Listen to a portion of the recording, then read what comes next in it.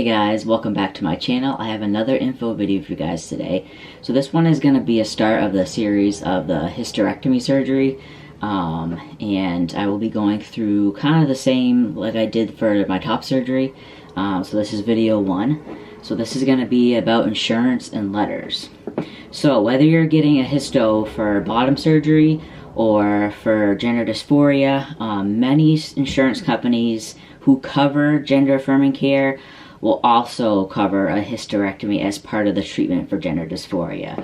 So my insurance has hysterectomy under like the umbrella of genital surgeries. So it's the same requirements as it is for bottom surgery, which is 2 letters from qualifying mental health professionals. So the second letter can actually be a co-signature from a mental health professional in the same clinic. So that's what I did. So I had my main therapist write the letter, and then he had a coworker read through the letter, and then if they agreed with it, they signed it, and that's, for my insurance, that's considered the second letter. So that was nice. So most therapists who have experience with transgender patients will have like a general template of the letter that they need, but you could also refer to your insurance's like gender affirming care section, and they'll go into detail on what that letter actually has to state, because sometimes it's very specific and you want them to approve it, so you need the letter to be very detailed. Another requirement is to be diagnosed with gender dysphoria, have no significant medical or mental health conditions that would be contradicted to surgery. Surgery is medically necessary. So depending on your plan, you might have to pay for a deductible if you haven't met your deductible for the year.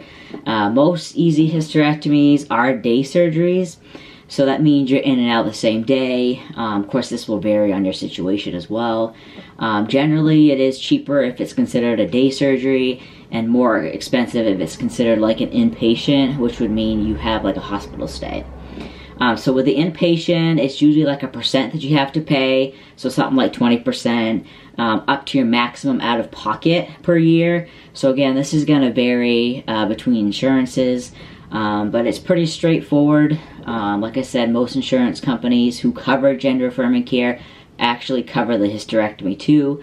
So I'm getting mine as part of prep for bottom surgery, which the requirement for bottom surgery is only the uterus and the cervix, which means that I should be able to get a vaginal only hysterectomy.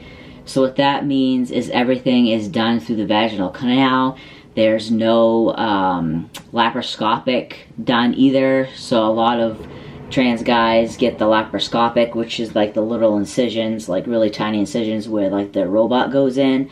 I'm not sure exactly if I'm going to be able to have the vaginal only, or if it's going to be the vaginal laparoscopic assisted. Usually you have to get the laparoscopic if you want your ovaries taken out too, and your fallopian tube, so what they call like a full hysterectomy. I'm getting what they call a partial, or all I need for bottom surgery. So I'm crossing my fingers. I have my consult on the 29th of this month, so March 29th. So I will go in and see if I'm a candidate for that surgery. With the vaginal only, it's less invasive, which means less recovery time. And I'm a very active person, so I'm hoping, crossing my fingers, that's the one I'll be getting.